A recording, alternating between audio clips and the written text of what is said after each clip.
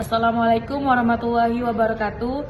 Perkenalkan, nama saya Nirwana dengan NIM 2012-3233. Pada kesempatan ini saya akan mempresentasikan mengenai kategorisasi mazhab Asy-Syahabi dan kedudukannya dalam hukum Islam.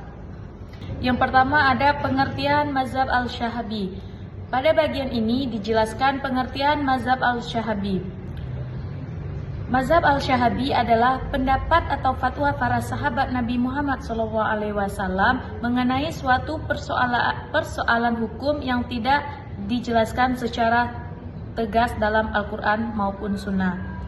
Pendapat tersebut muncul karena para sahabat merupakan generasi yang hidup bersama Rasulullah SAW, sehingga mereka memiliki pemahaman yang sangat baik terhadap syariat Islam. Jadi, karena itu, pendapat para sahabat dijadikan salah satu pertimbangan dalam proses istinbat hukum Islam. Namun, para ulama berbeda pendapat mengenai apakah pendapat tersebut dapat dijadikan hujjah atau tidak. Nah, selanjutnya, kategorisasi mazhab Asy-Syahabi. Pada bagian ini, mazhab Asy-Syahabi dibagi menjadi 3 kategori. Yang pertama, pendapat yang bersumber dari Rasulullah SAW. Pendapat seperti ini pada hakikatnya merupakan bagian dari sunnah sehingga wajib diterima. Yang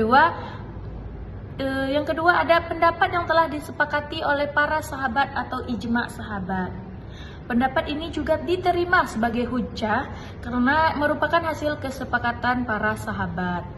Yang ketiga ada pendapat yang berasal dari ijtihad pribadi sahabat. Nah, pada kategori inilah terjadi perbedaan pendapat di kalangan ulama mengenai apakah dapat dijadikan dasar hukum atau tidak.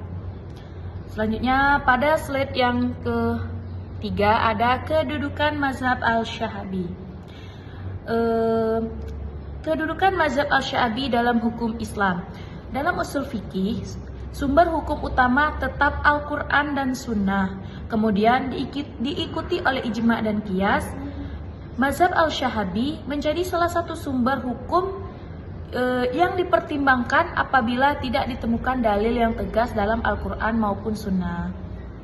Nah, artinya pendapat sahabat tidak berada di atas Al-Quran maupun Sunnah, tetapi dapat dijadikan pertimbangan selama tidak bertentangan dengan kedua sumber hukum tersebut. Selanjutnya ada pendapat 4 mazhab. Pada bagian ini dijelaskan perbedaan pendapat 4 mazhab tentang qaul Asy-Syahabi. Pertama ada mazhab Hanafi, menerima pendapat sahabat sebagai hujjah apabila tidak terdapat dalil yang lebih kuat. Yang kedua, mazhab Maliki juga menerima pendapat sahabat karena mereka dianggap sebagai generasi yang paling memahami syariat. Yang ketiga ada mazhab Syafi'i. Nah, kalau mazhab Syafi'i lebih selektif dan tidak menjadikan semua pendapat sahabat sebagai hujjah. Yang terakhir, mazhab Hambali memberikan kedudukan yang tinggi terhadap pendapat sahabat dan lebih mendahulukannya dibandingkan qiyas. Jadi, teman-teman, dapat disimpulkan bahwa mayoritas ulama menerima mazhab Asy-Syahabi sebagai hujjah, tetapi dengan syarat-syarat tertentu. Ada syarat-syaratnya. Sebagaimana Allah Subhanahu wa taala berfirman dalam surah At-Taubah ayat 100 yang berbunyi Bismillahirrahmanirrahim. Wasabiqunal awwaluna minal muhajirin wal ansari wallazina tabauhum bi ihsani radhiyallahu anhu wa radu'an.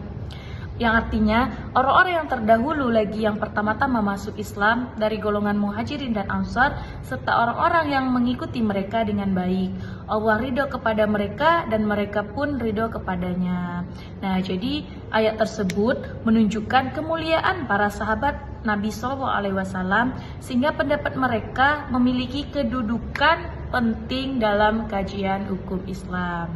Rasulullah SAW juga bersabda yang berbunyi, Khairun nasi korni summallazina yalunahum summallazina yalunahum. Artinya, sebaik-baik manusia adalah generasiku, kemudian generasi setelahnya, kemudian generasi setelahnya. Nah, hadis ini menunjukkan bahwa para sahabat merupakan generasi terbaik umat Islam, sehingga pendapat mereka sangat dihormati dalam hukum Islam. Nah, sebagai penutup, dapat disimpulkan bahwa mazhab Al-Syahabi merupakan pendapat para sahabat yang memiliki peranan penting dalam perkembangan hukum Islam. Mazhab Al-Syahabi terbagi menjadi beberapa kategori dan memiliki kedudukan sebagai salah satu pertimbangan dalam penetapan hukum Islam. Meskipun terdapat perbedaan pendapat di kalangan ulama mengenai kehujahannya, pendapat sahabat tetap memiliki nilai penting selama tidak bertentangan dengan Al-Quran, Sunnah, Ijma, dan prinsip-prinsip usul fikih. Baik, cukup sekian penjelasan dari saya. Saya akhiri, wabillahi taufiq wal hidayah. Wassalamualaikum warahmatullahi wabarakatuh.